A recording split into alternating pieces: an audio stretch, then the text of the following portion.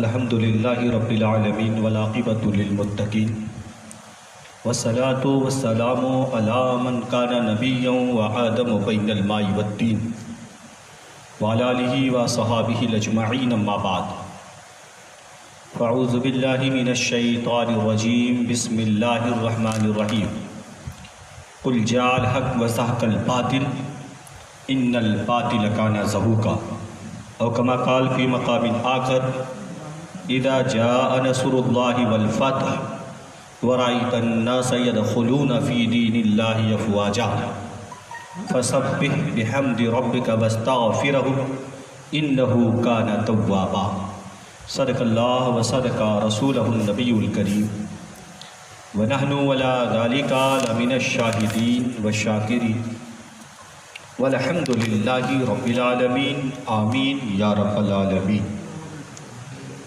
عزیزان ملت اسلامیہ، آج ماہ رمضان المبارک کی 20 تاریخ لگ چکی ہے اور 20 رمضان المبارک شریف فتح مکہ کے تعلق سے جانا جاتا ہے، اور ہمارے اور آپ کے علم میں ہے یہ کہ نبی پاک صلی اللہ تعالیٰ علیہ وسلم نے 20 رمضان المبارک شریف کو مکہ کو فتح فرمایا۔ اللہ تبارک و تعالیٰ نے اپنے حبیب صلی اللہ تعالیٰ علیہ وسلم کو مکۃ المکرمہ پر فتح عطا فرمائی، یہ عظیم انقلاب ہے۔ محبوب کردگار صلی اللہ تعالیٰ علیہ وسلم روز بعثت سے لے کر سن 8 ہجری تک یہ 21 سالہ عرصہ پیغمبر اسلام اور دین اسلام کے لیے بڑا صبر آزما تھا۔ دعوت توحید کو ناکام بنانے کے لیے مخالفین کے مسعی میں جتنی شدت آنی جانی تھی، داعی حق علیہ السلام اور حضور کے جانثاروں پر لوگوں نے آزمایا۔ جذبہ جہاد میں اضافہ ہوتا رہا ان کے، اور نبی کریم کے بے نظیر عزم و استقلال اور فرزندان اسلام کے سرفروشیوں نے قلیل عرصے میں باطل کے قاہراؤں کو میدان میں رسوا کن سے دوچار کر دیا۔ چند سال میں ایسا انقلاب پپا ہوا کہ جزیرہ عرب کے دور افتادہ خطے بھی نور اسلام سے جگمگا اٹھے۔ شرک و کفر کے ایوان کے بڑے بڑے ستون خود بخود گرنے لگے۔ خالد جیسی شخصیت جس نے صرف چند سال پہلے احد میں اپنی عسکری اور عبقریت کے باعث لشکر اسلام کو ناقابل تلافی نقصان پہنچایا تھا، دوڑ دوڑ کر شمع مصطفی پر پروانہ وار نثار ہونے لگے۔ نبی مکرم رسول معظم صلی اللہ تعالیٰ علیہ وسلم، جن کو چند سال پہلے مکہ سے ہجرت کرنے پر مجبور کر دیا گیا تھا، اب وقت آ گیا تھا کہ اللہ تعالیٰ کا محبوب بندہ 10,000 کے لشکر جرار کے ساتھ مکے میں فاتحانہ شان سے داخل ہوئی اور اپنے جد امجد سیدنا ابراہیم خلیل اللہ علیہ السلام کی تعمیر کردہ کعبہ کو کفر کے باطل کی ہر قسم کی آلودگیوں سے پاک کرے اور ان میں قطار در قطار سجائے ہوئے بتوں کو بکمال حکارت وہاں سے اکھاڑ کر پھینک دے۔ چنانچہ ہجرت کا 8واں سال تھا، رمضان شریف کا برکتوں والا سعادتوں والا مہینہ تھا۔ آپ اس سے پہلے جان لیں کہ جنگ فتح مکہ سے پہلے صلح حدیبیہ کا معاملہ پیش آیا، اور اللہ کے حبیب صلی اللہ علیہ وسلم نے صحابہ سے فرمایا، صحابہ ہم مکے کا طواف کریں گے، طواف کعبہ کریں گے۔ اس لحاظ سے نبی محترم صلی اللہ تعالیٰ علیہ وسلم نے 1 سال یا بعض روایتوں کے اعتبار سے 2 سال پہلے صحابہ کرام کو لیا اور لینے کے بعد نبی مکرم صلی اللہ تعالیٰ علیہ وسلم اپنے ساتھ اپنے جانثار صحابہ کو لے کر جب چلے نا، اللہ کے حبیب صلی اللہ تعالیٰ علیہ وسلم حدیبیہ کے مقام پر پہنچے تو کفار و مشرکین نے روک دیا۔ نبی پاک صلی اللہ علیہ وسلم نے صحابہ سے فرمایا، صحابہ ٹھہر جاؤ۔ صحابہ ٹھہر گئے۔ اللہ کے حبیب صلی اللہ علیہ وسلم نے حضرت عثمان غنی رضی اللہ تعالیٰ عنہ کو بھیجا، عثمان جاؤ اور مکے کے حالات کا جائزہ لے کر کے آؤ۔ حضرت عثمان غنی رضی اللہ تعالیٰ عنہ گئے اور ادھر ایک شور بپا ہوا، ایک اعلان ہوا کہ لوگوں، عثمان کو مکے والوں نے شہید کر دیا۔ اور یہاں اس طرح کی باتیں ہو رہی تھی۔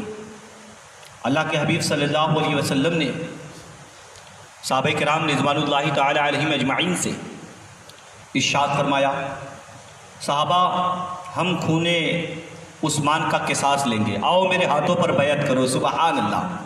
صحابہ اللہ کے رسول صلی اللہ علیہ وسلم کے دست حق پرست پر بیعت کر رہے تھے، اور جب سب نے بیعت کر لی، اللہ کے نبی نے اپنا ایک ہاتھ اٹھایا اور دوسرے ہاتھ پر رکھا۔ آقا فرماتے ہیں یہ میرا ہاتھ ہے اور یہ عثمان کا ہاتھ ہے۔ سبحان اللہ۔ اللہ کے حبیب صلی اللہ علیہ وسلم نے بیعت کی۔ صحابہ میں کچھ صحابہ آپس میں بات کر رہے تھے نا، یار عثمان کتنا اچھا ہے، تو مکہ پہنچ گیا، کعبے کا طواف کیا ہوگا، زمزم پیا ہوگا، اس نے تو حجر اسود کو بوسہ دیا ہوگا۔ میرے حبیب ارشاد فرماتے ہیں میرا عثمان نہ تو کعبے کا طواف کرے گا، نہ تو زمزم پیے گا، اور نہ ہی حجر اسود کو چومے گا۔ حضرت عثمان غنی ادھر جب مکے میں پہنچے تو مکے والوں نے ان سے کہا، عثمان بڑے دن کے بعد آئے ہو، بڑے عزت والے تھے عثمان غنی، بڑے سخی ہیں، عثمان اتنے دن کے بعد آئے ہو، آؤ نا طواف کر لو کعبے کا، آؤ نا زمزم پی لو، حجر اسود کو چوم لو۔ حضرت سیدنا سرکار عثمان غنی رضی اللہ تعالیٰ نے آپ ارشاد فرماتے ہیں میں نہ تو اس وقت تک طواف کروں گا، نہ زمزم پیوں گا، نہ حجر اسود کا استلام کروں گا، جب تک کہ میرے حبیب صلی اللہ علیہ وسلم کعبے کا طواف نہیں کر لیں گے۔ عثمان بھی کعبے کا طواف نہیں کرے گا۔ سبحان اللہ۔ یہاں حبیب نے بھی فرمایا تھا اور یہاں عثمان غنی نے بھی یہی فرمایا۔ اچھا، یہ مکے والوں میں سے کچھ لوگوں نے حدیبیہ کے مقام پر جا کر اللہ کے رسول صلی اللہ علیہ وسلم سے بات کی، اور جب بات کیا نا نبی پاک صلی اللہ علیہ وسلم سے، تو آپ نے سنا ہوگا صلح حدیبیہ کی شرطیں۔ صلح حدیبیہ میں کچھ شرطیں تھیں، ان میں سے میں ایک دو شرطوں پر تذکرہ کروں۔ پہلی شرط ان میں یہ تھی کہ فریقین 10 سال تک ایک دوسرے کے ساتھ جنگ نہیں کریں گے۔ فریقین یعنی نہ نبی پاک صلی اللہ علیہ وسلم اور نہ قریش مکہ، ایک دوسرے سے 10 سال تک کوئی جنگ نہیں ہوگا۔ عرب کے دیگر قبائل کو اجازت دی گئی کہ جو قبیلہ جس فریق کے ساتھ دوستی کا معاہدہ کرنا چاہے وہ کر سکے، اس پر کوئی پابندی نہیں ہوگی۔ اس کے علاوہ بھی اور شرطیں تھیں، جیسے کہ ان لوگوں نے کہا کہ اگر کوئی مدینے سے مکہ واپس آ جائے تو ہم اسے واپس نہیں جانے دیں گے، اور کوئی مکے والا اگر مدینہ چلے جائے تو اسے آپ کو واپس کرنا پڑے گا۔ بظاہر تو مسلمانوں کے خلاف ہے یہ شرط ہے، اور اس سال تم حج نہیں کر سکو گے، اس سال حج نہیں کر سکو گے۔ اللہ کے نبی صلی اللہ علیہ وسلم نے ان شرطوں کو بھی قبول فرما لیا۔ بظاہر یہ مسلمانوں کے حق میں دباؤ ہے، مگر نبی محترم شفیع مجسم صلی اللہ علیہ وسلم نے ان شرطوں کو قبول کیا، اور جب شرطیں قبول کی نا اللہ کے حبیب صلی اللہ تعالیٰ علیہ وسلم نے اس کے بعد فرمایا صحابہ سے، صحابہ اٹھو۔ صحابہ نے احرام پہن لیا تھا اور ان کے ساتھ قربانی کے جانور بھی تھے۔ اللہ کے نبی فرماتے اٹھو اور اپنے اپنے احرام کھولو، اپنے اپنے احرام کھول دو۔ تو صحابہ نے بالکل سے ایک دم سکتے میں بیٹھے تھے۔ اللہ کے نبی نے پھر فرمایا اٹھو اور اپنے احرام کھول دو۔ سب سے پہلے اٹھنے والی شخصیت کا نام حضرت ابوبکر صدیق ہے۔ گئے اور جانے کے بعد انہوں نے نا اپنا احرام کھولا اور بیٹھ کر کھجور کھا رہے تھے۔ اب جناب عمر فاروق اعظم بڑے جلالی ہیں، آپ کھڑے ہوئے نا تو حضرت عمر فاروق اعظم نے کچھ ایسی بات کی کہ آپ کو آخری دم تک جس کا پچھتاوا رہا، آخری دم تک۔ اب فرماتے میں نے بہت سارے اعمال کیے کہ یہ جو ہم نے جس طرح سے بات کی اللہ تعالی ہمیں معاف فرما دے۔ حضرت عثمان غنی کھڑے ہوئے کہنے لگے یا رسول اللہ صلی اللہ تعالیٰ علیہ وسلم، کیا آپ اللہ کے رسول نہیں ہیں؟ اللہ اکبر۔ میرے آقا نے فرمایا کیوں نہیں، میں اللہ کا سچا رسول ہوں۔ حضرت عمر فاروق اعظم نے پھر عرض کیا یا رسول اللہ صلی اللہ علیہ وسلم کیا ہمارا دین حق نہیں ہے؟ اللہ کے حبیب فرماتے عمر کیوں نہیں، میرا دین حق ہے، دین اسلام برحق ہے۔ کہنے لگے یا رسول اللہ کیا آپ نے نہیں کہا تھا کہ ہم حج کریں گے؟ اللہ کے نبی نے فرمایا عمر میں نے یہ کہا تھا حج کریں گے، مگر میں نے یہ کب کہا تھا کہ اسی سال کریں گے؟ حج کریں گے مگر یہ نہیں کہا تھا کہ اسی سال کریں گے۔ جناب عمر فاروق اعظم اٹھے نا، کہتے ہیں کہ میں نے سوچا ابھی جا کر میں ابو بکر صدیق سے ملتا ہوں۔ کہتے ہیں جب حضرت ابو بکر صدیق کے خیمے میں پہنچے تو جناب ابو بکر صدیق بڑے آرام سے کھجورے کھا رہے تھے۔ انہوں نے دور سے دیکھا، السلام علیکم۔ وعلیکم السلام۔ حضرت عمر فاروق اعظم بڑے جلال میں، حضرت ابو بکر صدیق کھجورے کھا رہے، کہنے لگے ابو بکر کیا یہ اللہ کے رسول نہیں ہے؟ حضرت ابو بکر صدیق کہنے لگے بالکل اللہ کے رسول ہے۔ کہنے لگے ابو بکر یہ بتاؤ کہ ہمارا دین حق نہیں ہے؟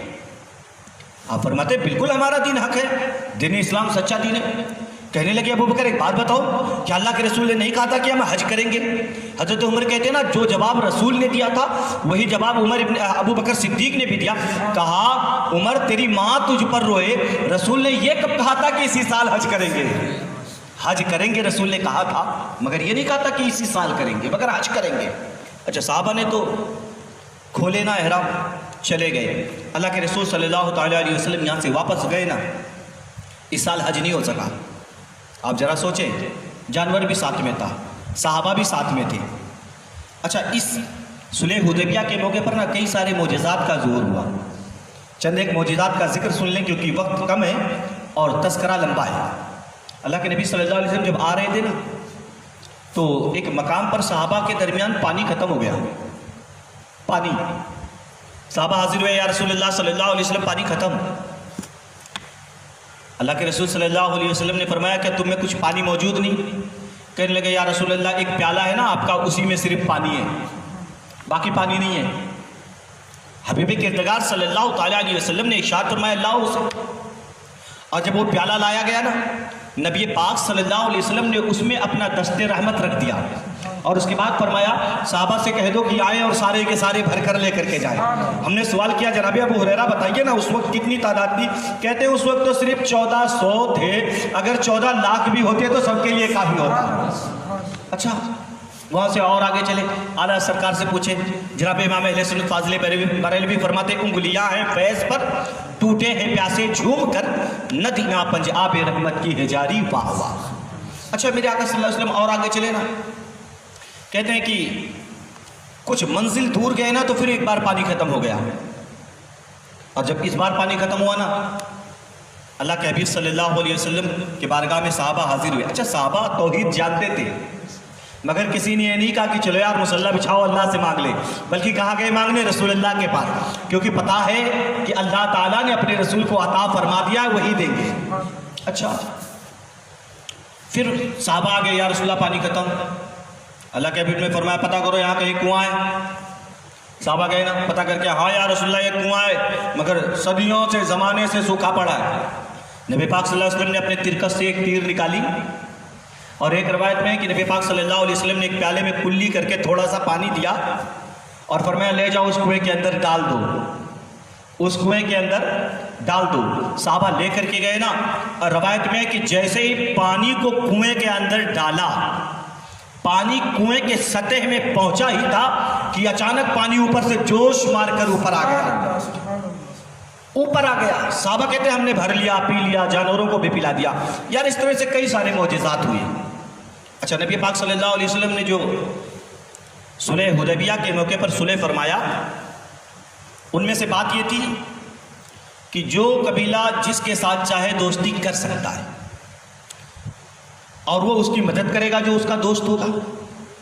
چنانچہ ہر قبیلے نے اپنی مرضی سے جس فریق کے ساتھ اپنے مستقبل کو وابستہ کرنا چاہا کر لیا، اور ان کے دوستی کا معاہدہ کر لیا۔ بنو کنانہ نے قریش کے ساتھ معاہدہ کیا، بنو کنانہ، اور بنو خزاعہ نے نبی اکرم صلی اللہ تعالیٰ علیہ وسلم کے ساتھ۔ اب جو بنو خزاعہ تھے یہ اللہ کے رسول صلی اللہ علیہ وسلم کے ساتھ معاہدہ کریں، اور بنو کنانہ نے قریش کے ساتھ۔ اب جب بنو خزاع کے لوگوں نے نبی پاک صلی اللہ علیہ وسلم سے دوست معاہدہ کیا تو جانتے ہو پھر کیا ہوا؟ بنو خزاع کے لوگوں نے عہد رسالت سے پہلے حضور علیہ السلام کے جد امجد حضرت عبد المطلب نے خزاع کو لکھ کر دیا تھا کہ جب پہلے ان سے دوستی کا معاہدہ کیا تھا، اس سے پہلے بھی انہوں نے دوستی کا معاہدہ کیا تھا دادا کے ساتھ، اور اب پوتے کے ساتھ بھی معاہدہ کر رہے ہیں۔ اچھا، اب وہ معاہدہ جو کیا نا تو انہوں نے تحریر رکھی تھی، کس کی؟ حضرت عبد المطلب کی۔ اس تحریر کو نکالا اور آخری انہوں نے تحریر لا کر نبی پاک صلی اللہ علیہ وسلم کی بارگاہ میں پیش کیا، اور اس تحریر کا آخری جملہ غور طلب ہے۔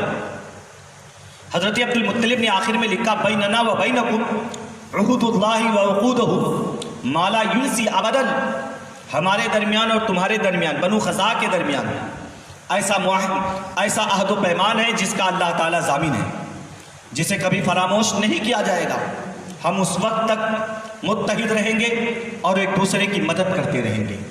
اللہ کے نبی صلی اللہ تعالیٰ علیہ وسلم کے سامنے جب یہ خط پڑھا گیا نا، حضرت عبد المطلب کی تحریر حضرت ابی بن کعب نے بارگاہ رسالت میں پڑھ کر سنائی۔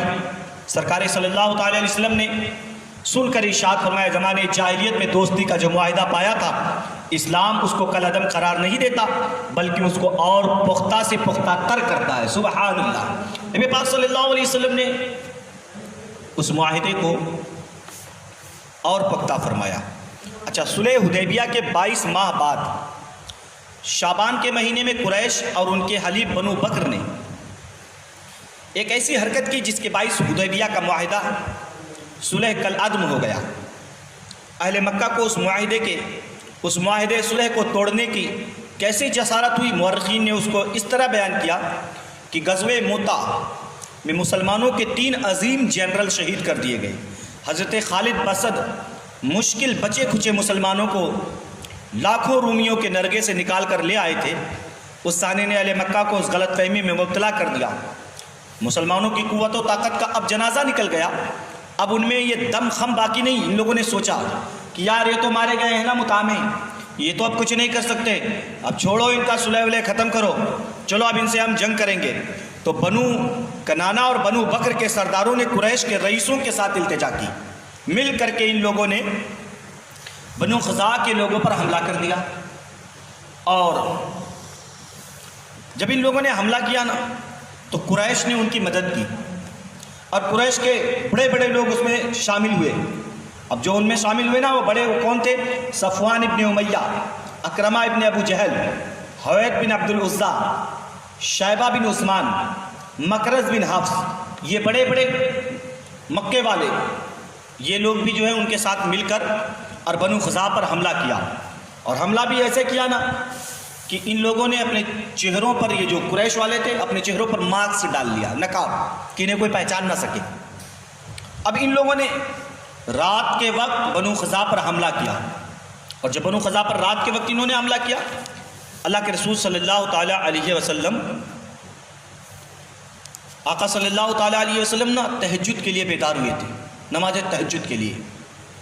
حضرت ام المومنین حضرت میمونہ رضی اللہ تعالیٰ عنہ سے روایت ہے، کیا فرماتی نبی پاک صلی اللہ علیہ وسلم نا رات کے وقت اٹھے اور وضو فرما رہے تھے، اچانک اللہ کے نبی صلی اللہ علیہ وسلم کے زبان سے جملے نکلے، لبیک لبیک لبیک نصرتا نصرتا نصرتا۔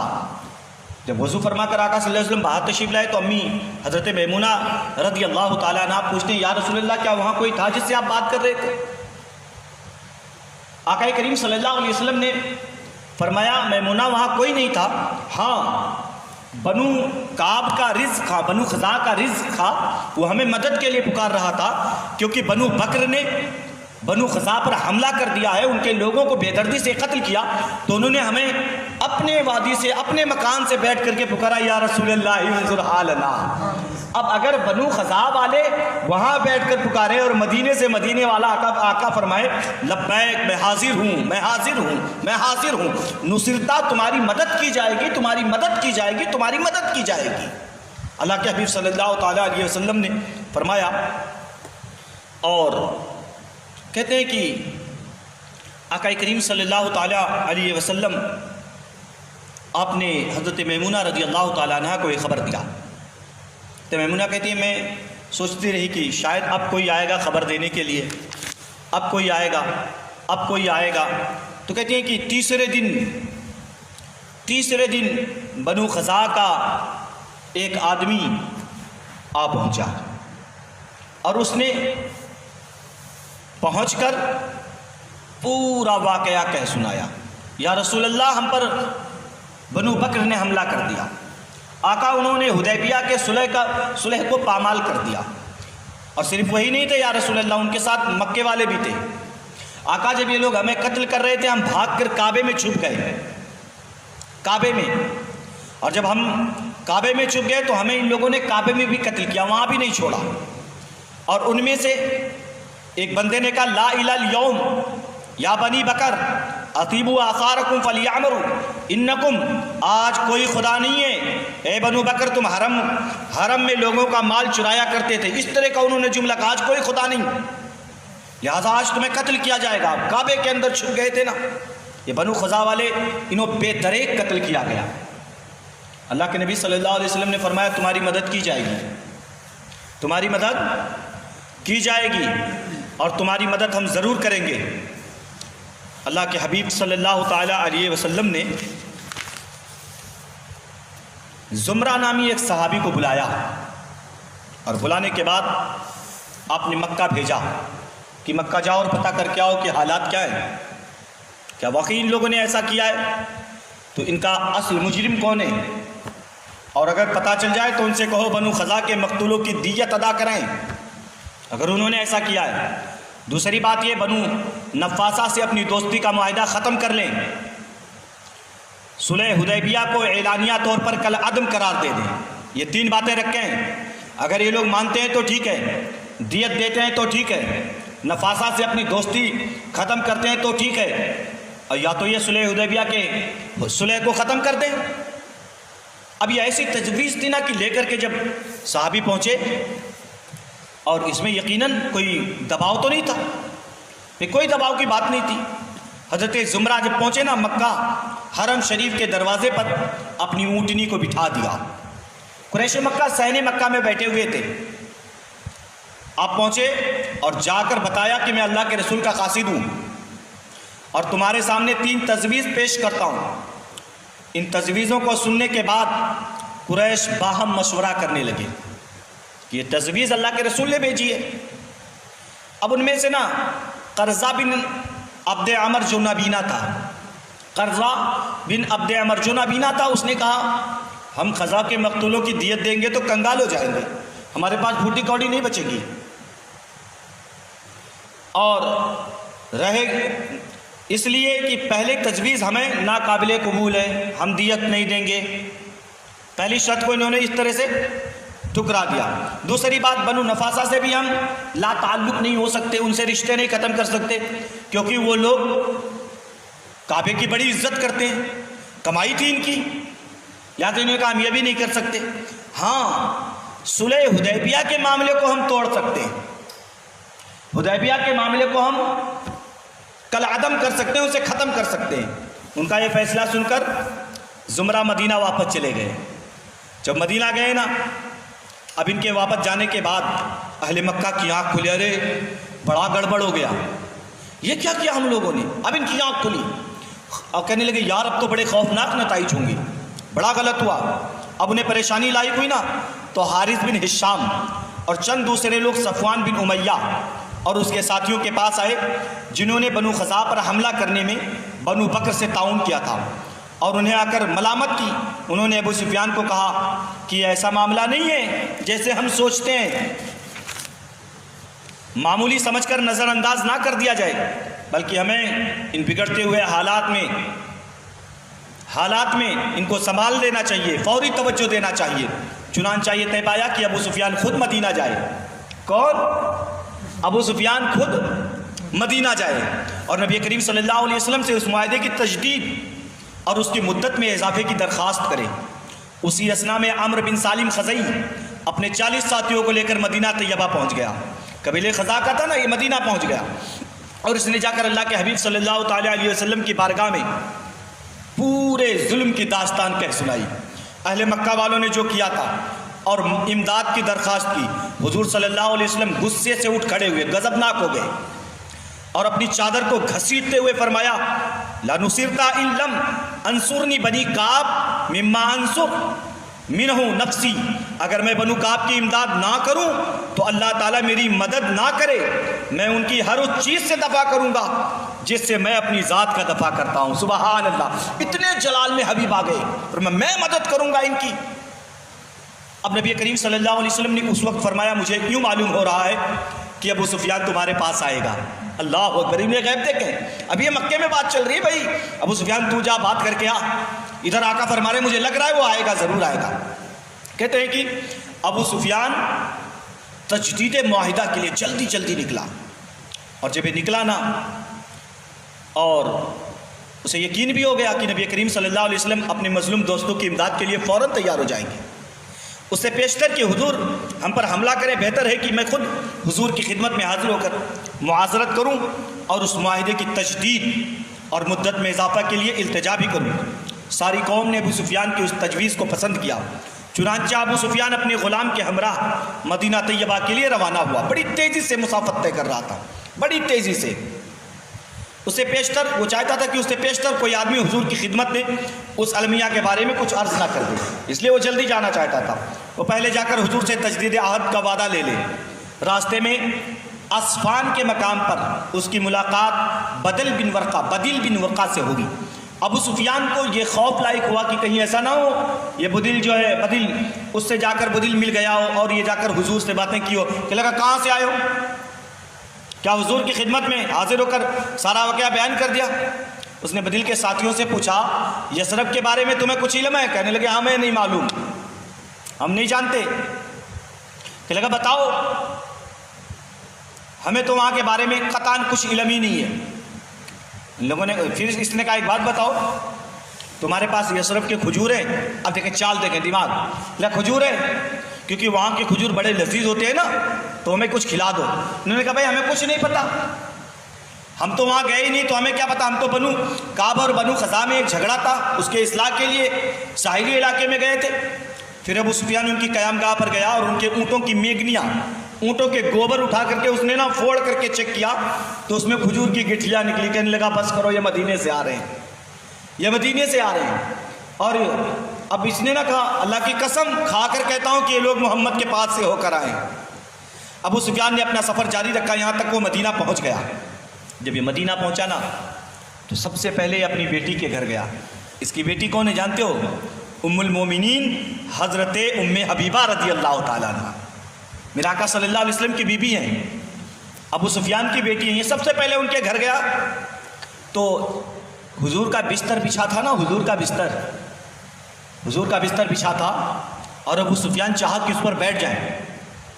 حضرت اماں ام حبیبہ نے کہا اٹھ اٹھ اٹھ اٹھ اٹھ، باپ ہے کوئی اور نہیں، بستر رسول کا ہے، اٹھ۔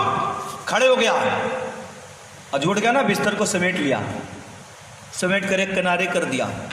ابو سفیان کہنے لگا بیٹی جب سے میرے پاس سے آئی ہو اس وقت سے لے کر کے اب تک تمہارے حالات بدلتے چلے جا رہے ہیں۔ بیٹی کیا میں اس قابل نہیں تھا کہ اس بستر پر بیٹھ جاؤں، یا یہ بستر اس قابل نہیں کہ میں اس پر بیٹھوں؟ حضرت ام حبیبہ رضی اللہ تعالیٰ عنہ کہتی ہیں کہ تو کافر ہے، مشرک ہے، اور تیرے اندر کفر و شرک کی نجاست ہے۔ یہ میرے رسول کا پاک فراش ہے، میرے رسول کا پاک بستر ہے، اور رسول کے پاک بستر پر کوئی ناپاک نہیں بیٹھ سکتا ہے۔ سبحان اللہ، دیکھیں رسول کے گھر سے درس ملتا ہے، باپ کیوں نہ ہو، اگر رسول کا دشمن ہے جوتا مار کر کے نکال دیا جائے گا، کوئی قدر نہیں کی جائے۔ یہاں سے اٹھانا، یہ پھر یہاں سے چلے گیا، رکا بھی نہیں۔ ابو سفیان بیٹی کے گھر نہیں رکا، یہاں سے نکلا اور یہ نکل کر کے جو ہے نبی پاک صلی اللہ علیہ وسلم کی بارگاہ میں پہنچا، اور اللہ کے رسول صلی اللہ علیہ وسلم کی بارگاہ میں پہنچ کر اس نے جو ہے باتیں کی نا، اور کہنے لگا جب صلح حدیبیہ کا معاہدہ طے پایا تھا تو میں غیر حاضر تھا، اور اب میں اس لیے حاضر ہوا ہوں کہ حضور اس معاہدے کی تجدید فرمائیں اور معاہدے کی مدت میں اضافہ کر دیں۔ حضور صلی اللہ علیہ وسلم نے پوچھا ابو سفیان تم نے محض اس لیے یہاں آئے ہو؟ اس نے کہا جی ہاں، اللہ کے رسول نے فرمایا کیا تم سے اس معاہدے کی کوئی خلاف ورزی صادر نہیں ہوئی؟ کہنے لگا نہیں، کوئی خلاف ورزی نہیں ہوئی۔ اللہ کے حبیب صلی اللہ علیہ وسلم کی بارگاہ میں اس نے کہا نہیں کوئی خلاف ورزی تو نہیں ہوئی ہے، ہم تو اس معاہدے کے پابند ہیں۔ اس نے اللہ کے حبیب صلی اللہ تعالیٰ علیہ وسلم نے جب اس سے اس طرح باتیں کی تو اس نے بات کاٹی اور کہا پناہ بخدا ہم تو صلح حدیبیہ پر قائم ہیں، نہ ہم اس میں کوئی تغیر چاہتے ہیں، نہ کسی قسم کی تبدیلی کے وارد میں ہیں۔ ابو سفیان نے دوبارہ اپنی پہلی درخواست کا اعادہ کیا، لیکن اللہ کے رسول نے کوئی جواب ہی نہیں دیا، کوئی جواب نہیں دیا، یہاں تک کہ وہاں سے وہ مایوس ہو کر کے صدیق اکبر کے پاس آ گیا۔ اللہ کے نبی نے جب کوئی جواب نہیں دیا، پلٹ کر صدیق اکبر کی خدمت میں حاضر ہوا اور اپنی درخواست پیش کی اور کہا یا تو آپ حضور کی بارگاہ میں ہماری سفارش کریں یا آپ اپنی طرف سے لوگوں کو پناہ دینے کا اعلان کر دیں۔ کس سے کہہ رہا ہے؟ جناب ابو بکر صدیق سے۔ صدیق اکبر نے جواب دیا میری پناہ اللہ کے رسول کی پناہ کے تابع ہے، میں الگ سے کسی کو کوئی پناہ نہیں دے سکتا، کیونکہ جب اللہ کے رسول نے جس چیز کو پسند فرما لیا اس میں ہماری مجال نہیں ہے کہ ہم رد و بدل کریں۔ وہاں سے اٹھانا اب آیا حضرت فاروق اعظم کے پاس اور جناب فاروق اعظم کی خدمت میں حاضر ہوا اور اس طرح سے اپنی آمد کا مدعا آپ سے ہی عرض کیا۔ آپ نے غیرت ایمانی کا مظاہرہ کرتے ہوئے ابو سفیان کو دو ٹوک جواب دیا۔ فرمایا تم مجھ سے توقع رکھتے ہو کہ میں بارگاہ رسالت میں تمہاری سفارش کروں؟ باخدا اگر ایک چونٹی کو بھی تم سے برسرے پیکار پاؤں تو میں اس کی بھی مدد کروں گا۔ ایک چونٹی بھی دیکھو نا ابو سفیان تجھ سے لڑ رہی ہے تو میں اس کی بھی مدد کروں گا تجھ سے لڑے۔ تو اب یہاں سے بھی نکلا، یہاں بھی دال گلی نا تو حضرت عثمان بن عفان کے پاس آیا۔ اب یہاں باتیں کی، حضرت عثمان کی خدمت میں حاضر ہوا اور یوں گویا ہوا رشتے میں آپ میرے قریب ترین رشتہ دار ہیں، ہے نا، مہربانی کریں، کوشش کریں کہ معاہدے کی تجدید میں بھی ہو جائے اور اس کی مدت میں بھی اضافہ ہو جائے۔ مجھے یقین ہے اگر آپ اپنے آقا کی خدمت میں ہماری سفارش کریں گے تو حضور بھی اسے مسترد نہیں کریں گے۔ حضرت عثمان غنی نے وہی الفاظ دہرائے جو صدیق اکبر نے دہرایا، وہی الفاظ، فرمایا میری پناہ اللہ کے رسول کی پناہ کے تابع ہے۔ اب یہاں سے بھی اٹھانا جناب مولا علی کے پاس آ گیا۔ اب شیر خدا کے پاس آیا، سیدنا علی رضی اللہ تعالیٰ عنہ کی خدمت اقدس میں حاضر ہوا اور گزارش کی علی آپ سب سے زیادہ میرے قریبی رشتہ دار ہیں، میں ایک غرض کے لیے آپ کی خدمت میں حاضر ہوا ہوں، مجھے یقین ہے آپ مجھے مایوس نہیں کریں گے، از راہ نوازش بارگاہ رسالت میں میری سفارش کر دیں۔ آپ نے فرمایا ابو سفیان تیرا بھلا ہو، خدا جب اللہ کے رسول کسی بات کا عزم فرما لیتے ہیں تو ہماری مجال نہیں ہوتی کہ ہم اس میں مداخلت کریں، چل نکل، یہاں کوئی نہیں سنی۔ اب یہاں سے اٹھانا حضرت سعد بن عبادہ کے پاس آ گیا، یہ چاروں طرف گھوم رہا ہے۔ حضرت سعد بن عبادہ کے پاس آیا، کہا اے ابو ثابت تم اس علاقے کے سردار ہو، اٹھو اور لوگوں کے درمیان امن و امان قائم کرنے کا اعلان کر دو، معاہدے کی مدت بھی بڑھا دو۔ اس مرد مومن نے وہی جواب دیا جو حضرت ابو بکر صدیق نے دیا تھا، سبحان اللہ۔ اب یہاں سے نا اس کے بعد وہ قریش انصار کے دیگر روسا جو مدینہ طیبہ میں تھے ان کے پاس سب نے وہی جواب دیا جو صدیق اکبر نے جواب دیا تھا۔ سب سے مایوس ہونے کے بعد نا وہ سیدہ فاطمہ الزہرا کے پاس گیا، حضرت سلام اللہ علیہ کے پاس ان کی خدمت میں حاضر ہوا۔ اس وقت امام حسن بچے تھے اور اپنے والدہ ماجدہ کے سامنے گھٹنے گھسیٹ کر چل رہے تھے، مطلب ہم اپنی زبان میں کہیں تو وہ بکیاں چلنا کہتے ہیں نا، حضرت امام حسن ایسے چل رہے تھے۔ ابو سفیان نے آپ کی رحم دلی کا سہارا لیتے ہوئے گزارش کی کہ محمد کی لگتے جگر کیا تم لوگوں کے درمیان امن و امان کا اعلان کرنے کے لیے تیار ہو؟ آپ نے فرمایا میں تو پردہ نشین خاتون ہوں، امن و امان کا اعلان کرنا میرا کام نہیں ہے۔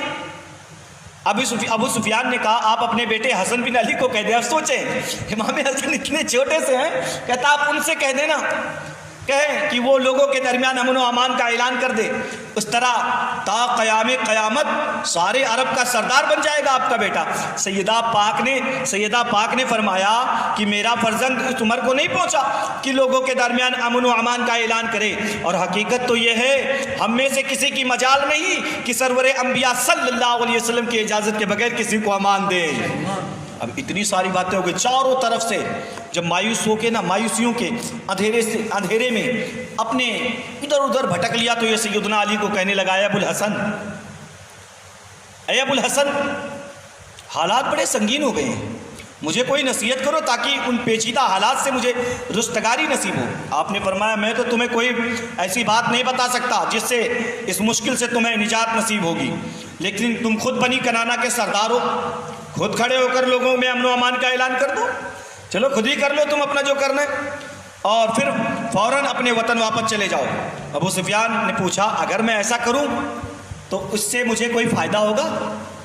کوئی فائدہ ہوگا؟ یہ حضرت علی سے پوچھتا ہے، اگر میں ایسا کروں تو کوئی فائدہ ہوگا؟ آپ نے فرمایا ہرگز نہیں، کوئی فائدہ نہیں ہوگا۔ باخدا انہیں چنانچہ ابو سفیان نے مسجد میں کھڑے ہو کر اعلان کیا، اے لوگوں کان کھول کر سن لو، میں نے لوگوں میں امن و امان کا اعلان کر دیا، مجھے توقع ہے کہ تم میری اس امان کی بے حرمتی نہیں کرو گے۔ وہاں سے اٹھ کر بارگاہ رسالت میں حاضر ہوا اور کہنے لگا یا محمد صلی اللہ علیہ وسلم، میں نے لوگوں کے درمیان امن کا اعلان کر دیا۔ پھر اپنے اونٹ پر سوار ہوا اور وہاں سے بھاگ نکلا۔ اس وقت رحمت عالم نے دعا کے لیے ہاتھ اٹھائی، عرض کی اے اللہ ان کی آنکھوں پر پردہ ڈال دے اور ہماری کوئی اطلاع قریش کو نہ ملنے پائے، کوئی اطلاع نہ ملنے پائے۔ اس جد و جہد سے ابو سفیان مدینے میں کئی دن رک گیا، کئی دن۔ ابھی جب مکہ پہنچا نا تو مکے میں ایک افواہ اڑی کہ یار ابو سفیان مرتد ہو گیا ہے تو محمد کا کلمہ پڑھ لیا، ایسا ہوا ویسا ہوا۔ اچھا اس کی بیوی ہندا یزید کی دادی بعد میں مسلمان ہو گئی ہے نا۔ جب یہ گھر آیا ابو سفیان تو بیوی نے موچ پکڑا، لگے اتنے دن کیا کر رہا تھا، بڑی سخت تھی ہے نا، کیا کر رہا تھا اتنے دن تک، اتنے دیر کیسے لگا دی، کیا تیرے جانے سے کچھ فائدہ ہوا؟ کہ لگا کوئی فائدہ نہیں ہوا، میں محمد کے پاس گیا انہوں نے بھی میری بات نہیں سنی، بڑے بڑے جو اکابر تھے نا ان کے پاس بھی گیا انہوں نے بھی کوئی بات نہیں سنی، کسی نے میری بات پر کوئی توجہ ہی نہیں دیا۔ ہندا نے کہا تم اپنی قوم کے بدبخت قاصد ہو، تم سے کبھی کوئی بھلائی کا کام ہوتا ہی نہیں ہے۔ اب جب رات گزری اور صبح ہوئی تو سیدھا اصاف اور نائلہ بتوں کے پاس گیا۔ اصاف اور نائلہ یہ دو بت تھے نا مکے میں، اب یہاں افواہ اڑی تھی کہ یہ کلمہ پڑھ کر مسلمان ہو گیا، تو ان بتوں کے پاس گیا اور وہاں اپنا سر مڈایا، ان کے لیے جانور کی قربانی دیا اور ان کے خون سے ان بتوں کے سروں کو رنگین کیا اور اعلان کیا لا فارق عبادتکما حتی اموتا علی ما مات علیہ ابی، اے اصاف و نائلہ میں تمہاری عبادت سے کبھی باز نہ ہوں گا یہاں تک کہ اس عقیدے پر میری موت آ جائے جو میرے باپ کا عقیدہ تھا۔ اب دیکھیں یہ سارا ڈرامہ ابو سفیان نے اس لیے رچا تاکہ اس الزام سے اپنی برات ثابت کرے جو مکے میں اس پر لگ چکی تھی کہ یہ مسلمان ہو گیا۔ مکے والوں کو جب ابو سفیان کی واپسی کی خبر ملی تو لوگ جمع ہو گئے اور پوچھنے لگے کیا حضور کی کوئی تحریر حضور نے دیا یا معاہدے کی مدت میں کوئی توسیع کی گئی؟ اس نے کہا حضور نے ان مطالبات کو تسلیم کرنے سے صاف انکار کر دیا، میں نے آپ سے بات کی لیکن آپ نے کوئی جواب نہیں دیا۔ پھر ان کے جلیل القدر صحابہ میں سے ہر ایک کے پاس گیا لیکن کسی نے کوئی جواب نہیں دیا۔ اب جب اس طرح کی باتیں ہوئی نا، دشمنان اسلام جن نفوس قدسیہ کے جذبے و اطاعت و غلامی کا اعتراف کرنے پر مجبور ہو گئے، ان صحابہ کرام پر اپنے آپ کو مسلمان کہلانے والے بے عمل لوگ زبانی تانا کرتے ہیں۔ خیر وہ بکتے انہیں بکنے دیا جائے، ان کی باتوں سے کچھ نہیں لے دینا۔ اللہ کے رسول صلی اللہ علیہ وسلم نے ارشاد فرمایا جو ارد گرد کے لوگ ہیں نا سب کو خبر کر دو جتنے مسلمان ہیں اس بار رمضان مدینے میں آ کر کے گزارے۔ سبحان اللہ، یا اللہ کبھی حبیب ہمیں بھی مدینے میں بلا لے رمضان گزارنے کے لیے۔ صحابہ کو بلایا نا، سارے صحابہ آ گئے اور حضور پاک صلی اللہ علیہ وسلم نے حکم دیا سارے لوگوں کو، کہا کہ ہر قبیلے میں اور ہر جگہ جہاں مسلمان ہیں جو اللہ اس کے رسول پر ایمان رکھتے ہیں ان سے کہو کہ وہ مدینے میں آ کر کے رمضان گزاریں۔ کوئی 1 رمضان کو آ رہا ہے، کوئی 2 رمضان کو آ رہا ہے، کوئی 3 رمضان کو آ رہا ہے۔ سارے مدینے کے اندر 10,000 صحابہ آ گئے۔ سبحان اللہ، صحابہ کی تعداد ہو گئی 10,000۔ اور اللہ کے حبیب صلی اللہ علیہ وسلم نا جب کبھی اکیلے بیٹھتے تو صحابہ دور دور بیٹھ جاتے۔ ایک دن نا اللہ کے حبیب صلی اللہ علیہ وسلم اکیلے بیٹھے تھے، آقا صلی اللہ علیہ وسلم بیٹھے تھے نا، کوئی نہیں، سب دور دور بیٹھے۔ آقا صلی اللہ علیہ وسلم نے حکم دیا ابو بکر کو بلاؤ۔ جناب ابو بکر صدیق کو بلایا گیا۔ حضرت صدیق اکبر آئے نا، اللہ کے نبی صلی اللہ علیہ وسلم نے ان سے دیر تک سرگوشی فرمائی، کچھ باتیں کی۔ اس کے تھوڑی دیر کے بعد فرمایا عمر کو بلاؤ۔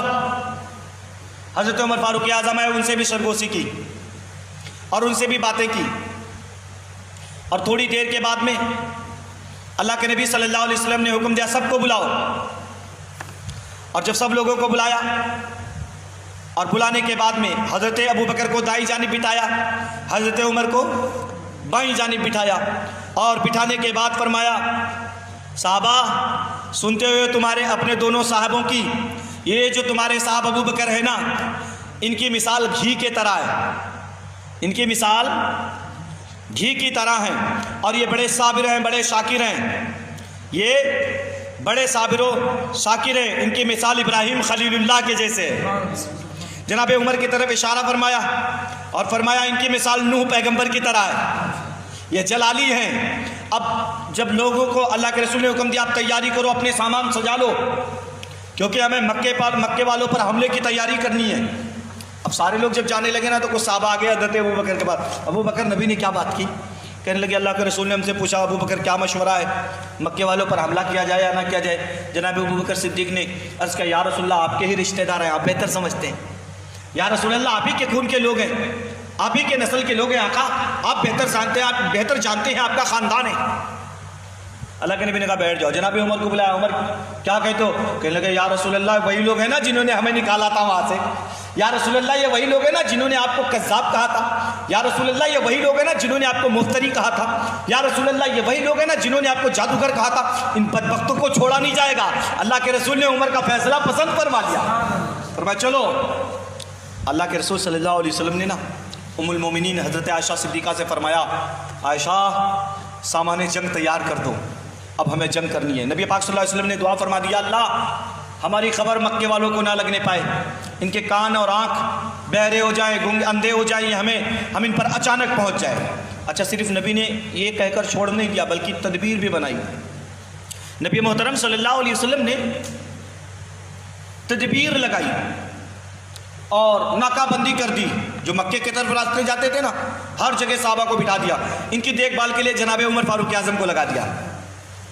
اب یہ حضرت عمر فاروق اعظم سب کے پاس جاتے، دیکھ کر واپس آتے، کوئی گیا تو نہیں، کوئی گیا تو نہیں۔ اللہ کے حبیب صلی اللہ علیہ وسلم نا ایک دن ارشاد فرماتے ہیں، اللہ کے حبیب صلی اللہ تعالیٰ علیہ وسلم ارشاد فرماتے ہیں حضرت علی اور زبیر اور عوام اور مقداد بن اسود کو مخاطب کیا، فرمانے لگے کہ تم مقام روضہ خاک پر چلے جاؤ، وہاں ایک عورت جا رہی ہے حبشن، کالی سی عورت ہے، اور اس کو پکڑو اور اس کے پاس ایک خط لے کے آ جاؤ۔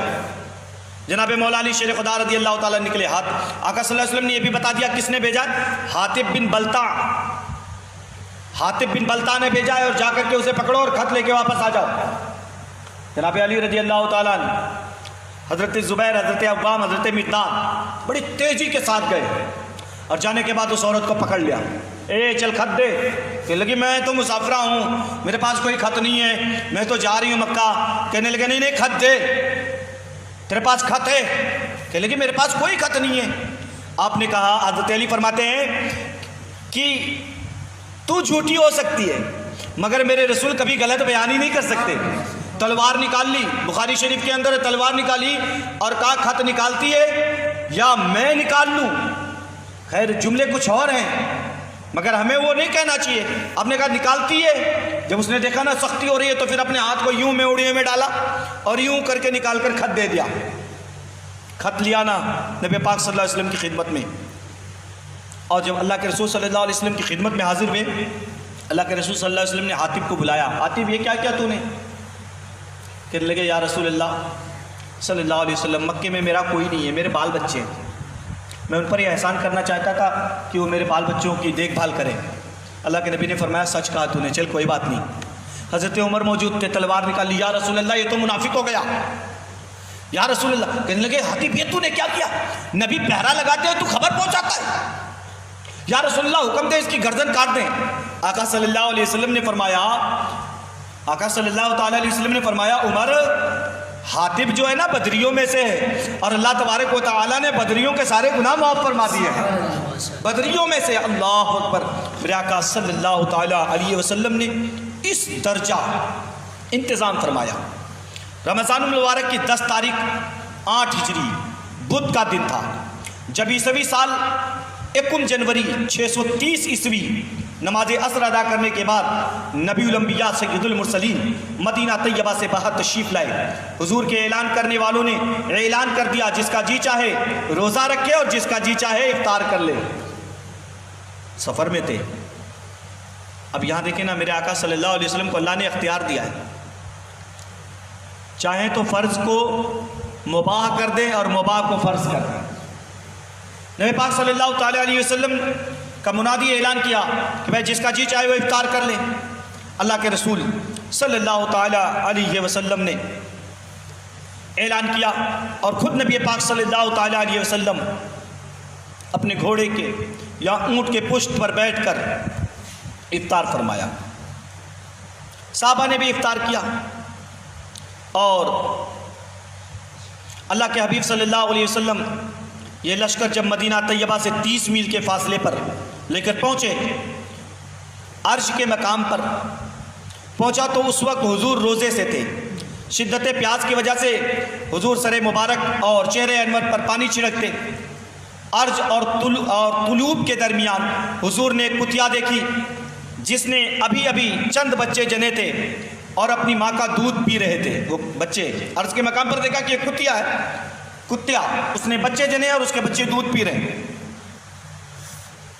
تو اللہ کے حبیب صلی اللہ تعالیٰ علیہ وسلم نے دیکھا کہ یہ اپنے بچوں کو دودھ پلا رہی ہے، اس خیال سے کہ فوج کا کوئی سپاہی انہیں اذیت نہ پہنچائے، حضور علیہ السلام نے اپنے ایک صحابی جمیل بن سراقہ رضی اللہ تعالیٰ عنہ کو ڈیوٹی لگائی کہ اس کتیا اور اس کے بچوں کی حفاظت کے لیے اس کے پاس کھڑے رہیں، تاکہ لشکر اسلام کا کوئی مجاہد اس کتیا اور اس کے بچے کو اذیت نہ پہنچائے۔ ذرا دیکھیں یار، جانوروں پر اتنے رحیم ہیں، اتنے کریم ہیں۔ اللہ کے حبیب صلی اللہ تعالیٰ علیہ وسلم یہاں پہنچ کر سرور عالم صلی اللہ علیہ وسلم نے 100 مجاہدین کے دستے تیار کیے جو لشکر اسلام کے آگے آگے چلیں۔ عروج کے درمیان بنو حوزن کا ایک جاسوس گرفتار کیا گیا، بنو حوزن، اور ان لوگوں نے نا نبی پاک صلی اللہ علیہ وسلم سے جنگ کرنے کی حوزن والوں نے تیاری کی۔ ایک جاسوس بھیجا، پتہ کرو کہاں ہیں، آئیں گے ہم ان سے لڑیں گے۔ نبی پاک صلی اللہ علیہ وسلم کے صحابہ نے گرفتار کر لیا، روک، پکڑ کر لائے۔ اس نے بتایا کہ ماں ایسا ایسا معاملہ ہے۔ اللہ کے حبیب صلی اللہ تعالیٰ علیہ وسلم نے فرمایا حسبنا اللہ و نعم الوکیل اولئک عصیت۔ حضور نے حضرت خالد کو حکم دیا کہ جاسوس کی نگرانی کریں، ایسا نہ ہو وہ جا کر بنو حوزن کو ہمارے بارے میں مطلع کر دے، خبر کر دے انہیں۔ اور جب قدید کے مقام پر پہنچے تو حضور نے عام شرکت کرنے والے قبائل میں جھنڈے اور پرچم تقسیم فرمائے، سب کو جھنڈا دیا۔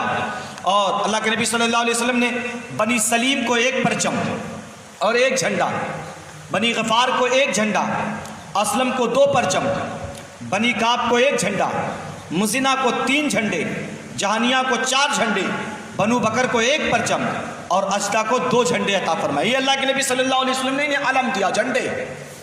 اور اسی اسنا میں حضور انور صلی اللہ علیہ وسلم کے چچا حضرت عباس، یہ حضرت عباس نا پہلے بھی ہجرت کر کے آنا چاہتے، کلمہ تو پہلے پڑھ لیے تھے، مسلمان تو یہ بدر میں ہو گئے تھے، بدر کے بعد ہی، بدر کے بعد یہ مسلمان تو ہو گئے تھے۔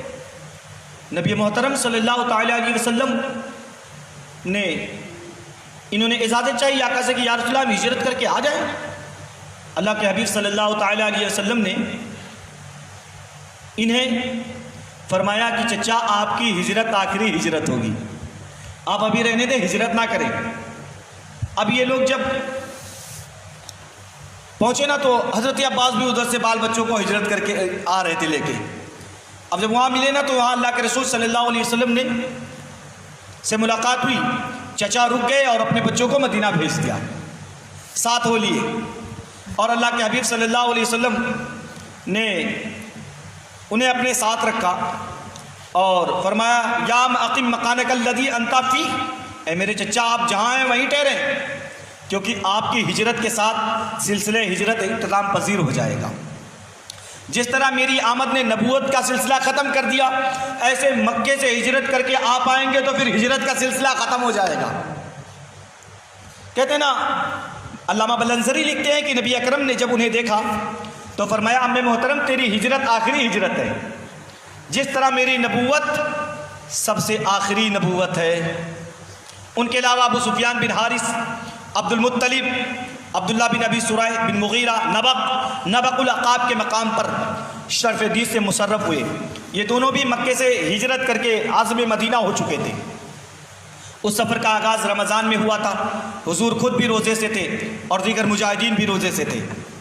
خیر، نبی پاک صلی اللہ تعالیٰ علیہ وسلم جب مرز الزہران میں پڑاؤ کیا، سفر جاری رہا۔ عشاء کے وقت مرز الزہران کی بستی کے پاس سے گزر ہوا، وہاں شب بسر کرنے کے لیے قیام کا حکم ہوا۔ اس کے ساتھ ہی یہ فرمان جاری ہوا کہ ہر شخص اپنے پڑاؤ میں آگ جلائے، اور فوراً تعمیل کی گئی۔ 10,000 چولہے روشن ہوئے۔ آقا نے فرمایا سب الگ الگ بنائیں گے آج کھانا۔ آج کوئی ایک ساتھ میں، پہلے کیا ہوتا تھا کہ 10 5 لوگ ایک ساتھ بناتے تھے۔ نبی پاک نے فرمایا سارے لوگ الگ الگ ہو جاؤ، آج الگ الگ چولہے جلاؤ۔ خیمہ لگا، سب چولہے جلائے نا، پورا میدان روشن ہو گیا، پورا میدان۔ کہتے ہیں کہ رات کو نا لشکر اسلام کی نگہداشت کے لیے حضرت فاروق اعظم کو مقرر کیا گیا۔ مدینہ طیبہ سے لشکر اسلام کو عازم سفر ہوئے آج کئی دن گزر چکے تھے، لیکن کفار کو اس کے بارے میں کوئی اطلاع نہ ملی۔ وہ محض بے خبر تھے۔ انہیں یہ سامان و گمان بھی ہے، وہ ہم و گمان بھی نہ تھا کہ حضور نے مکے کا قصد فرمایا۔ کفار کو یہ کھٹک تو ہر وقت لگا رہتا تھا کہ حضور علیہ السلام ان پر حملہ آور ہوں گے۔ حالات کا جائزہ لینے کے لیے انہوں نے ابو سفیان کو مقرر کیا۔ بھائی تو باہر نکل، پتا کر کیا ہو رہا ہے ادھر۔ ابو سفیان اس مشن پر روانہ ہونے لگا تو اہل مکہ نے اس کو کہا اگر اس کی ملاقات حضور سے ہو جائے تو حضور سے ان سب کے لیے امان کی درخواست کرے، اگر مل جائے تو امان مانگ لے۔ چنانچہ ابو سفیان حکیم بن حزام کو لے کر اپنے مشن پر روانہ ہوا۔ راستے میں اس کی ملاقات بدیل بن ورقہ سے ہوئی۔ انہوں نے اسے بھی ساتھ چلنے کے لیے کہا تاکہ سب مل کر لشکر اسلام کے بارے میں معلومات حاصل کریں۔ جب یہ لوگ مرز الزہران کے قریب اراک نامی بستی میں پہنچے تو دیکھا کہ دیکھ کر یہ حیران رہ گئے۔ تا حد نظر خیمہ اور اتنا لمبا خیمہ اور اتنی ساری آگے جل رہی ہیں۔ ابھی سوچنے لگے یار اگر ایک چولہے پر 10 آدمی پکڑا جائے تو 10,000 چولہے ہیں، کئی لاکھ لوگ ہوں گے۔ یہ ڈر گئے، سہم سی گئے۔ اب یہ نا کہتے ہیں کہ اب ان کی حالت خراب ہونے لگی، اور ابو سفیان بولا بھلا بنو، ان لوگوں نے آپس میں بات کی تو کس نے کہا یار یہ بنو خزاع کے لوگ ہوں گے، انہیں قتل کیا گیا نا تو یہ جنگ کرنے کے پیدر پہ ہوں گے۔ پھر ابو سفیان بولا یار بنو خزاع کے پاس اتنی نفیریں کہاں سے آ گئی، اتنے لوگ تو ان کے پاس تھے نہیں، کہاں سے آ گئے۔ اب سنیں ادھر نا صدیق اکبر نے ایک خواب دیکھا۔ حضرت صدیق اکبر نے خواب دیکھا اور صبح آقا صلی اللہ علیہ وسلم کی خدمت میں حاضر ہو کر عرض کی کہ میرے آقا میں نے آج رات ایک خواب دیکھا ہے کہ ہم حضور کی معیت میں مکہ کے قریب پہنچ گئے اور مکے سے ایک کتیا بھونکتی ہوئی نکلی۔ جب ہم اس کے قریب ہوئے تو وہ پیٹھ کے بل زمین پر لیٹ گئی اور اس سے دودھ بہنے لگا۔ سرور عالم صلی اللہ علیہ وسلم نے فرمایا ابو بکر اہل مکہ کی قوت اب دم توڑ چکی ہے، اہل مکہ کی قوت دم توڑ چکی ہے، وہ اب اپنا دودھ پیش کر رہے ہیں، اپنی رشتہ داریوں کے دامن میں پناہ لینا چاہتے ہیں۔ وہ رشتہ داری بتا رہے ہیں آپ ہمارے قریب رشتہ دار ہیں، اور ان میں سے کئی لوگ اب تمہارے ساتھ ملاقات کرنے والے ہیں، اگر تمہاری ملاقات ابو سفیان سے ہو تو اسے قتل نہ کرنا۔ کیا کہا؟ اسے قتل نہ کرنا۔ امام طبری نے ابو یعلا سے روایت کی کہ ابو یعلا نے کہا کہ مرز الزہران کے قبضے میں حضور کے ساتھ حضور نے فرمایا ابو سفیان اراک کی بستی میں ہے، جاؤ اور اس کو گرفتار کر لو۔ چنانچہ خیر اس میں یہ کئی ساری روایتیں ہیں، اور ابن ابی شیبہ کی روایت ہے کہ جس رات اسلام کو انصاری رضاکاروں نے اراک کے موضع سے ان 3 قریشیوں کو گرفتار کیا، یا اس کے علاوہ دوسری بھی روایت اس طرح سے ہے کہ جناب عباس رضی اللہ تعالیٰ آپ نکلے نا اللہ کے نبی صلی اللہ علیہ وسلم کے کھچر کو لے کر، کہتے ہیں نبی پاک صلی اللہ علیہ وسلم کا نیلگو کھچر تھا، لے کر کے گھوم رہے تھے، چچا ہے آقا کا کھچر ہے، آقا کے چچا ہے، کہتے پھر وہ گھوم رہے تھے نا رات کے سناٹے میں، تو رات میں نا کچھ لوگوں کی بولنے کی آواز آئی۔ حضرت عباس کہتے میں آگے بڑھ گیا اور جا کر ان کے اونٹ کی نکیل پکڑی۔ کون؟ کہتے میں نے کہا کون؟ تو ابو سفیان نے میری آواز پہچان لی، اس نے کہا یہ ابو الفاظ۔ میں نے کہا ہاں ابو سفیان کیا بات ہے؟ کہنے لگا کہ یہ ابوالفضل یہ ہے کون لوگ؟ یہ کس کا خیمہ ہے اور یہ اتنی ساری آگے چل رہی ہیں؟ حضرت عباس کہنے لگے اللہ کا شکر ہے کہ تو مجھے مل گیا، اللہ کا شکر ہے کہ تو مجھے مل گیا، کسی اور مسلمان کو ملا ہوتا نا تو پھر تو سلامت نہیں جاتا، مجھے ملا ہے نا، ٹھیک ہے۔ اچھا اب حضرت عباس نے نا اسے بتایا ہے مسلمانوں کا لشکر ہے، اللہ کے رسول صلی اللہ علیہ وسلم لے کر کے آئے۔ اب اس نے جب اس طرح سے سنا تو کہنے لگا ابوالفضل اب بتاؤ نا بچنے کی کوئی تدبیر دو، کیسے ہم بچیں گے؟ اتنی بڑی لشکر ہے، ہمیں خبر نہیں ہے کہ یہ مکے پر صبح حملہ کر دیں گے۔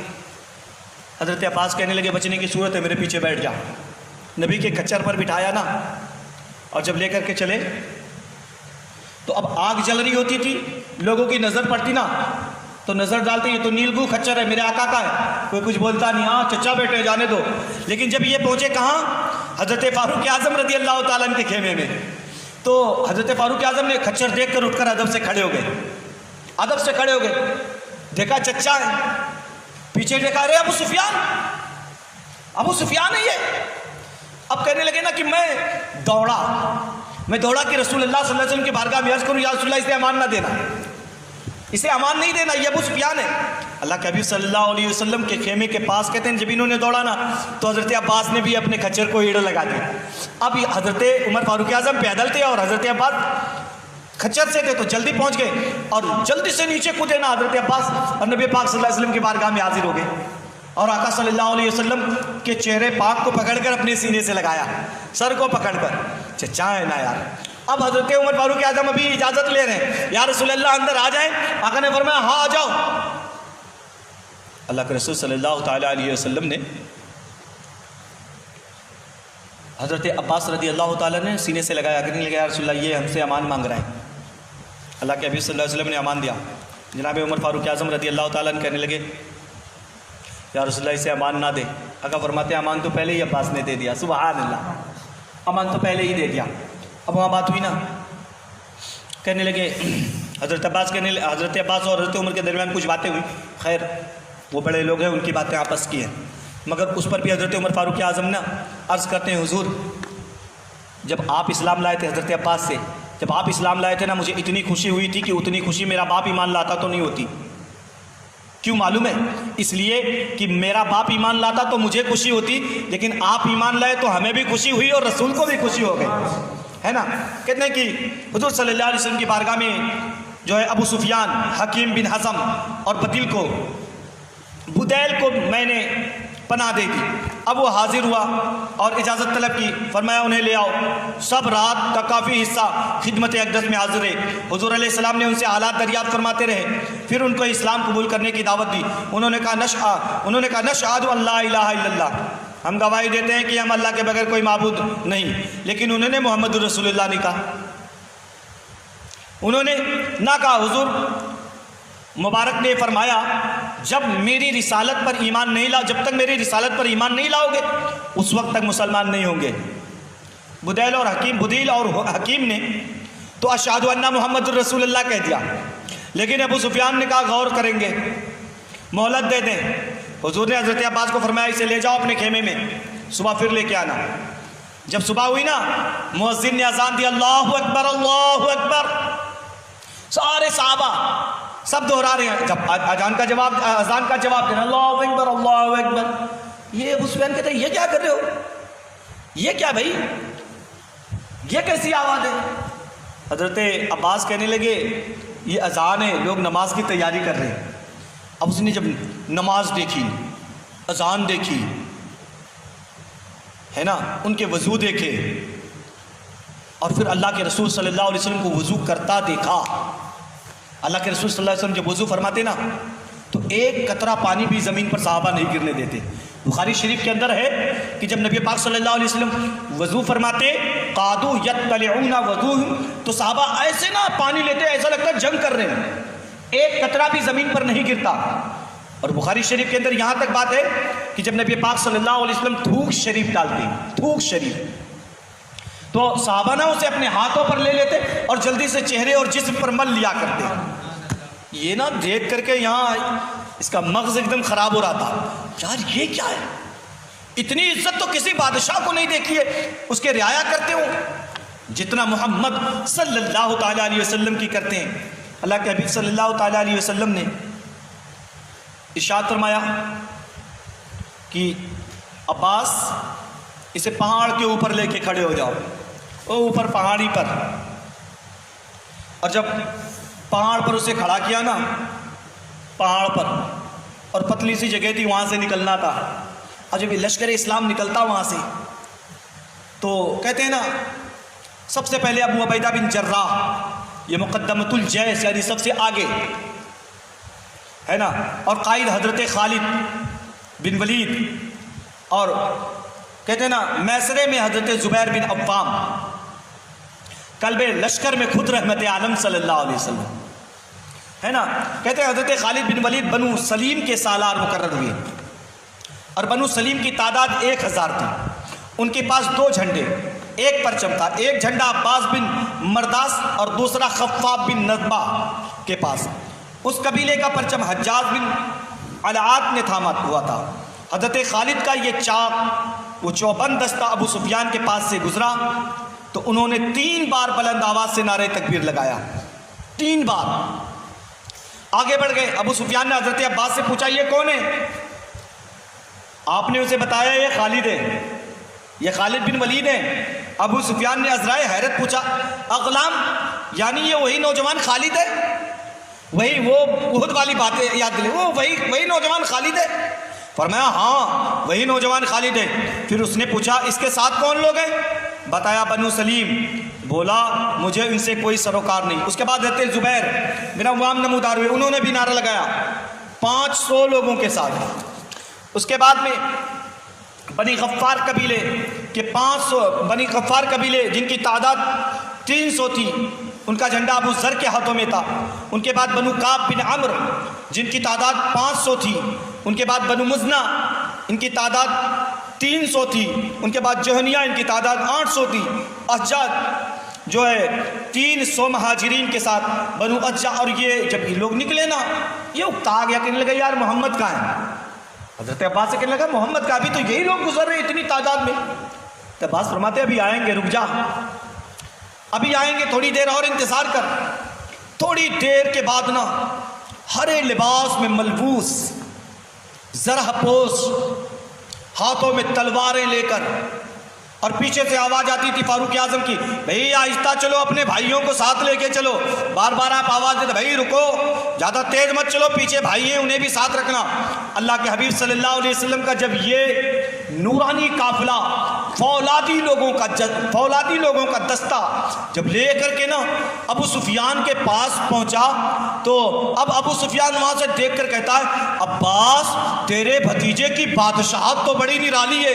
حضرت عباس کہنے لگا چپ کر، یہ بادشاہت نہیں، یہ تو نبوت ہے میرے بھتیجے کی، یہ تو نبوت ہے۔ اللہ اکبر۔ اب جب نا یہ لوگ نکلے اور کہتے ہیں سعد بن عبادہ انصاری کے ہاتھوں میں نا جھنڈا تھا، وہ سب سے آگے چل رہے تھے نبی پاک صلی اللہ علیہ وسلم کے ساتھ میں۔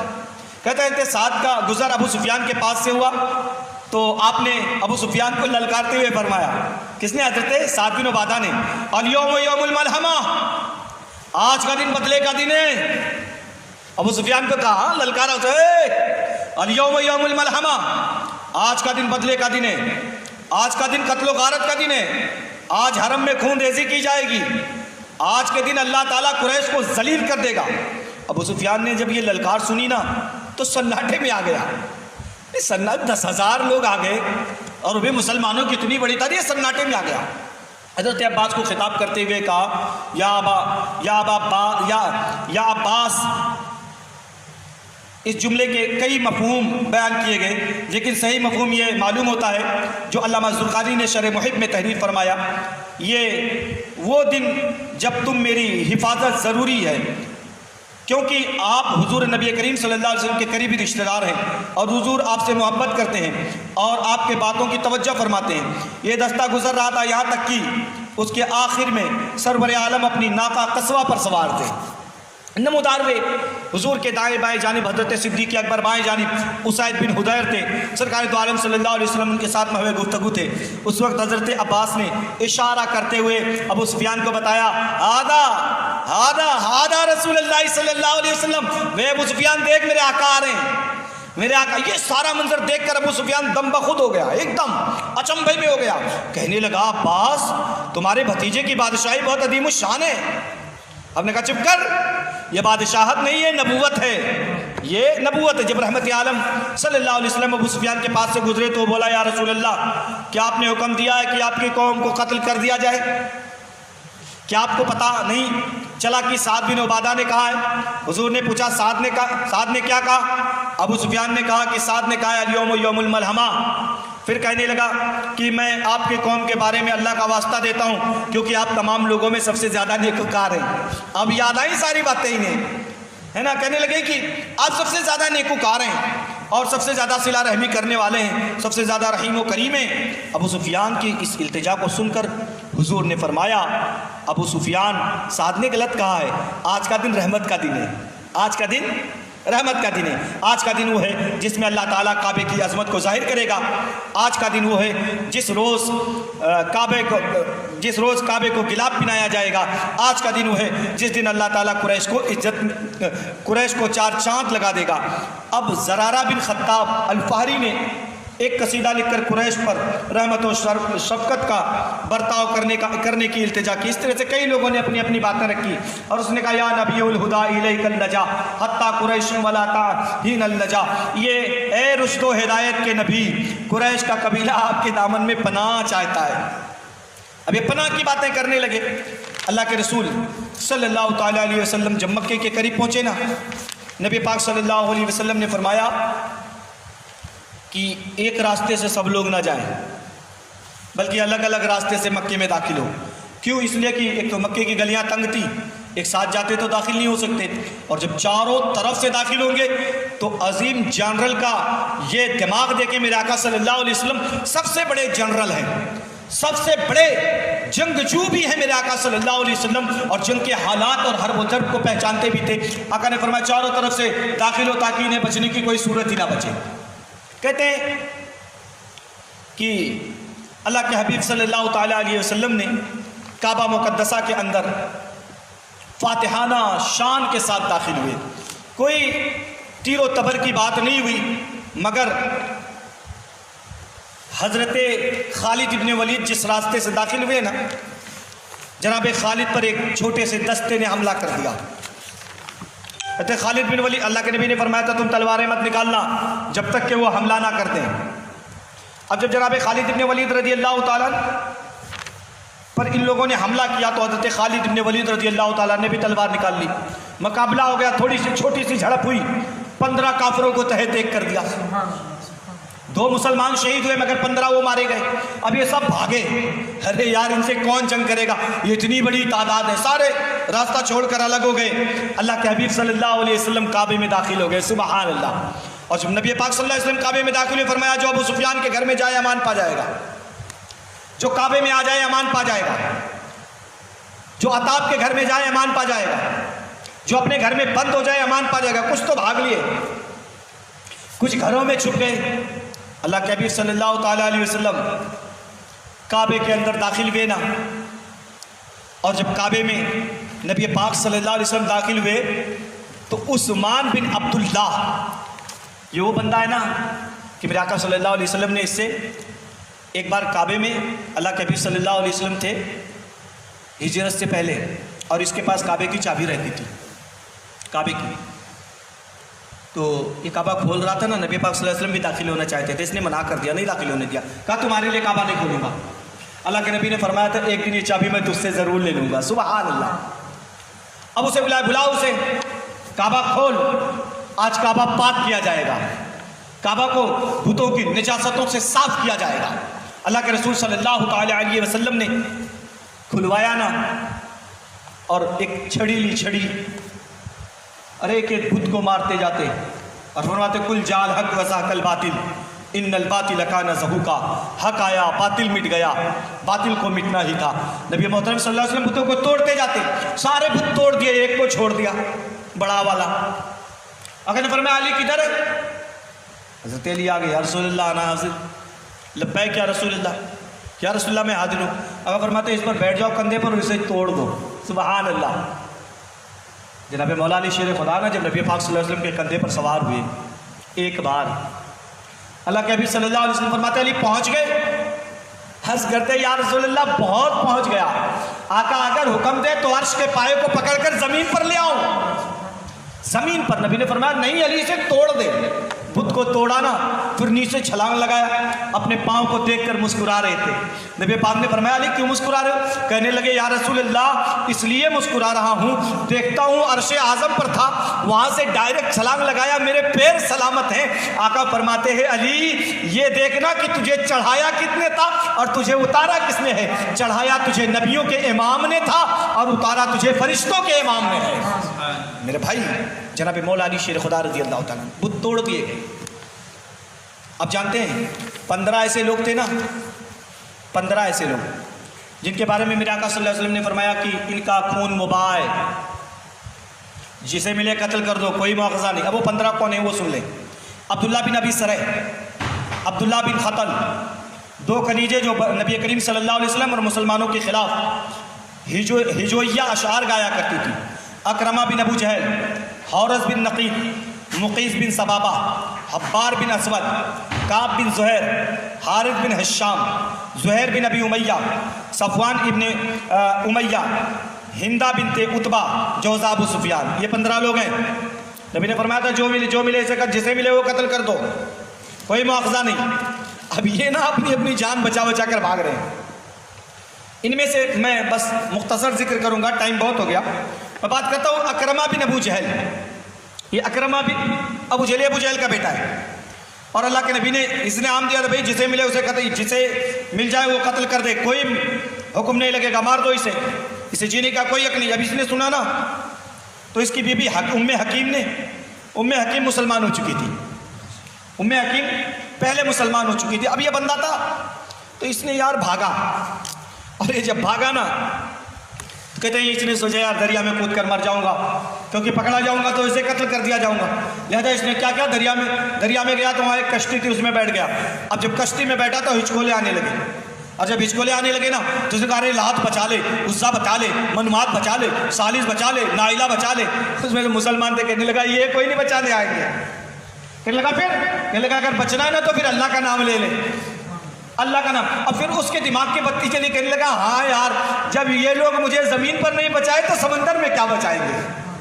اب اس نے کہا یا اللہ بچا لے، بچ گئی کشتی. واپس آیا نا ادھر ام حکیم جو ہے نبی پاک صلی اللہ علیہ وسلم کی بارگاہ میں پہنچی. یا رسول اللہ اکرمہ بن ابو جہل کو امان دے دیں. اللہ کے نبی صلی اللہ علیہ وسلم نے فرمایا امان ہے. سبحان اللہ، دشمنوں کو بھی معاف فرما دیتے ہیں. فرمایا امان ہے. اب اللہ کے رسول صلی اللہ تعالیٰ علیہ وسلم نا امان دے دیا اسے. اب اس کی بیوی نا ڈھونڈتے پہنچ گئی، اور جب اسے کشتی سے اترتا دیکھا تو پکڑ لیا. چل رسول کے پاس. اللہ کے رسول صلی اللہ علیہ وسلم سے میں تیرے لیے امان مانگ کے لائی ہوں. ابھی ڈرتے بیچارہ آیا، بیوی کو آگے کیا اور نقاب پوش تھی، پیچھے کھڑا ہو گیا. نبی پاک صلی اللہ علیہ وسلم کی بارگاہ میں پہنچا، بیوی پیچھے ہو گئی، یہ آگے ہو گیا. کہنے لگا کہ محمد صلی اللہ علیہ وسلم اس عورت نے کہا ہے کہ آپ نے مجھے امان دے دیا ہے. اس عورت نے، اللہ کے نبی نے فرمایا ہاں میں نے تجھے امان دے دیا. سبحان اللہ. اور جب اتنا سنا تو کہنے لگا کہ مجھے آپ اسلام میں داخل کر لیں. اللہ کے نبی صلی اللہ علیہ وسلم نے فرمایا پڑھ لا الہ الا اللہ محمد الرسول اللہ صلی اللہ علیہ وسلم. اچھا کلمہ پڑھا. تو اس نے کہا آپ کس چیز کا حکم دیتے ہیں؟ اللہ کے نبی نے فرمایا نماز پڑھو، روزے رکھو، حج کرو، زکوٰۃ دو، صلہ رحمی کا خیال رکھو، رشتہ داروں غریبوں کا خیال رکھو. کہ لگا یہ تو بہت اچھی بات ہے، آپ تو اسلام سے پہلے بھی صلہ رحمی کرتے تھے، سچی باتیں کرتے تھے، اب بھی آپ صلہ رحمی فرماتے ہیں، سچی باتیں کرتے ہیں. میں گواہی دیتا ہوں لا الہ الا اللہ، میں گواہی دیتا ہوں اللہ کے سوا کوئی عبادت کے لائق نہیں ہے اور آپ اللہ کے سچے رسول ہیں صلی اللہ تعالیٰ علیہ وسلم. اچھا اس نے نا اس طرح سے جب باتیں کی نبی پاک صلی اللہ علیہ وسلم کی بارگاہ میں اور انہوں نے اعلان کیا تو پھر انہوں نے ایک بات اور کی. یا رسول اللہ کیا میرے پہلے کے گناہ معاف ہو جائیں گے جو میں نے آپ سے دشمنی کی؟ اللہ اکبر. کیا کہا؟ اور نبی پاک صلی اللہ علیہ وسلم کی بارگاہ میں جب ایمان لانے کے لیے آئے نا تو امام زہری لکھتے ہیں کہ اللہ کے نبی صلی اللہ علیہ وسلم نے اس کے اوپر اپنی چادر ڈال دی، سبحان اللہ، اپنی چادر ڈال دی اور فرمایا مرحبا مرحبا یا اکرما مرحبا، اللہ اکبر۔ میرے آقا صلی اللہ علیہ وسلم نے اپنی چادر شریف ڈال دی۔ اس کے بعد انہوں نے یا رسول اللہ میرے گناہ معاف ہو جائیں گے، ہم نے آپ کو بہت ستایا، یا رسول اللہ ہم نے آپ کو ستایا بھی ہے اور آپ کو ہم نے تکلیف بھی پہنچائی ہے۔ میرے آقا نے ہاتھ اٹھایا، یا اللہ اکرما نے جو کچھ کیا ہے نا مجھے سارا کا سارا تو معاف فرما دے، سبحان اللہ۔ اب اتنے بڑے نا یار، جب اللہ کے نبی نے معاف کر دیا اتنے بڑے مجاہد بنے، اتنے بڑے، جناب عمر فاروق اعظم کے زمانے تک جنگ کرتے رہے، گھر نہیں آتے تھے، کہتے تھے نہیں اب تو میں مجاہد بن گیا ہوں، اب مجھے رہنا۔ آپ ہی کے زمانے میں، آپ کے زمانے میں حمص فتح کیا گیا، بال بکہ آپ کے زمانے میں فتح کیا، بڑے بڑے شہر حضرت فاروق اعظم رضی اللہ تعالیٰ عنہ کے زمانے میں فتح ہوئے۔ میرے بھائیوں یاد رکھیں، پھر انہوں نے نا اپنی جان بھی اسلام پر قربان کر دی۔ یاد رکھیں نبی رحمت شفیع امت صلی اللہ علیہ وسلم نے مکے میں کرم کے برکھا برسا دی اور سارے مکے والوں کو معاف فرما دیا، مکے میں اسلام کا علم لہرایا، اور حبیب کردگار صلی اللہ علیہ وسلم نے 20 رمضان المبارک شریف کو فتح مکہ فرمایا، 20 رمضان کو مکہ شریف کو فتح کیا، اور اللہ تبارک و تعالیٰ نے فرمایا اذا جاء نصر اللہ والفتح ورأیت الناس، حبیب اللہ کی فتح آ گئی ہے، اللہ کی مدد آ گئی ہے آپ کے ساتھ۔ دیکھیے نا یہ لوگ فوجیوں کے فوجیں آپ کی بارگاہ میں حاضر ہو رہے ہیں، اس طرح سے کئی ساری فوجیں، کئی سارے لوگ حاضر ہوتے اور کلمہ پڑھ کر مسلمان ہو جاتے۔ ایک بندہ تھا نا، ایک بڑا نابکار تھا جس کا نام ابھی میں نے بتایا نا عبداللہ بن خطل، یہ بہت بڑا نابکار آدمی تھا۔ جب مدینہ گیا تھا نا، مدینہ، تو نبی پاک صلی اللہ علیہ وسلم کے بارگاہ میں حاضر ہو کر کلمہ پڑھا۔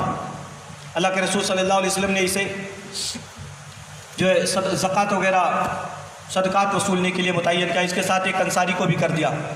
یہ ساتھ میں گئے نا وصولنے کے لیے، تو ایک جگہ اسے بھوک لگی نا، تو اس نے اپنے خادم سے کہا کہ میرے لیے کھانا بنا۔ اچھا یہ سو گیا تو خادم بھی سو گیا، نہیں بنایا۔